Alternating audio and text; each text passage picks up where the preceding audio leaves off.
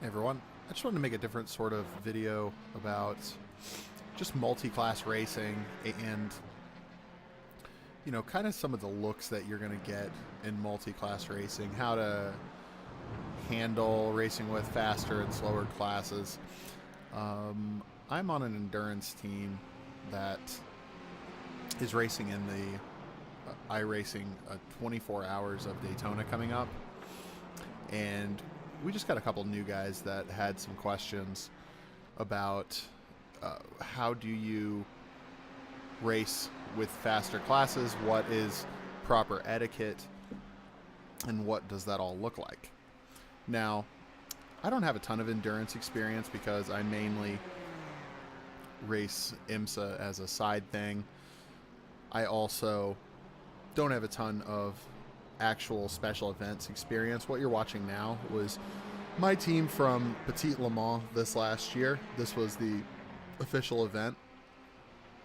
It's quite late in the race, so you can actually see some pretty cool stuff. Like the track is really worn in here. You see the rubber deposits as well as all of the marbles off to the side. And it's interesting because once that type of thing gets laid down, this surface becomes a lot more grippy, and then this is really, really loose. So just wanted to show a lap or two that had a couple good examples of how to play traffic. Now, Road Atlanta is not exactly like Daytona because it has so many turn combinations and probably more places that it's difficult for a faster car to pass a slower car, especially if it's a close margin, like say a GTE to a GT3 or a DP to a GT3.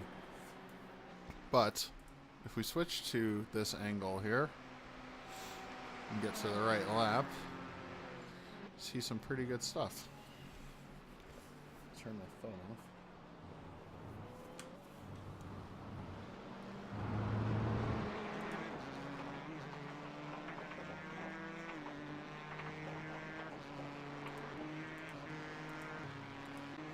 This race is not exactly like what you might encounter in Daytona because, and it might be exactly what you encounter, especially in the lower splits, is that there's only GT3 cars and GTE cars on the track together because the participation numbers for DP are a little bit lower, so they tend to go to the higher splits. But this is a really good example of what we were looking at here. Now, I didn't get to record too many of my sessions, but I did get to record my teammate Steve, who is pretty exemplary about how you should play these situations and really just race multi-class in general. So to set up this situation here, this is late in the race. We're on the front straight here, and we have Steve in a GTE Ford, Justin in a GTE Ford, David in a GTE Ferrari, Aaron in a GT3 Ferrari, and Michael in a GT3 Mercedes. So again, let's go to the chase. We got two GT3s. And you can tell these Ferraris apart because the GTEs say Pro on the back of them. GT3s do not. So 1, 2 GT3s, 1, 2, 3 GTEs. So we have, assuming these three guys are racing, and then these two guys up here are racing. And you also have this fella who's going to get in on the action here pretty soon.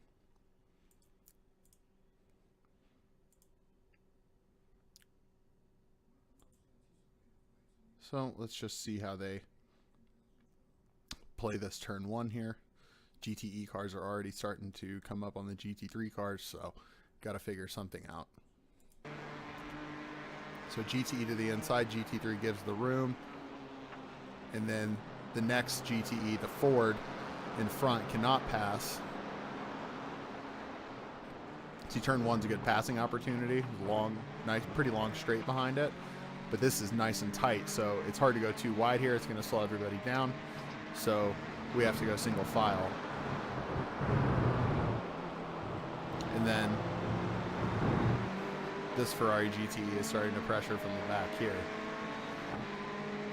So coming up to turn 5, GT3 gives the room to that GTE, gives the room to the very close next corner in turn 8, and Steve can go by. So long back straight coming up on turn 9, turn 10 up here. Turn 10 is the #1 passing opportunity at Road Atlanta. And you see this Ferrari trying to come past Steve here. And the Mercedes nice and tight and holds his line. Everybody files in, goes on their way. So coming back across the line here, coming up turn 1, another big passing opportunity. Mercedes stays to the outside, makes the Ferrari go to the inside, gives the room to Steve, and they both go by. And this is pretty much the best way of sharing the track in 2 different classes and just making sure everybody can have the fastest possible race in their own class. Now, it's not always perfect. Sometimes you get lucky, sometimes the other guy gets lucky, but that's kind of all part of it. But one thing that stays constant here, if you watch that Mercedes and this Ferrari up here, 2 cars up, they really hold their lines and they stay to the outside. They're making the faster cars go to the inside, and this is going to be true of, if you're GTE racing a DP, or you're GT3 racing a GTE.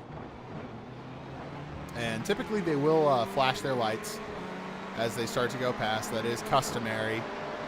It's kind of the universal sign for going to pass you. Now, it's not obligatory to your other classes. It's not obligatory in general, but it's a nice polite thing just to let people know and just, you be predictable yourself. But again, slower class stays to the outside, stay on the conventional racing line, makes the faster car make the conventional pass. And if you do that, I don't think anybody is really going to have an issue with you. So thanks very much for watching, and talk to you later.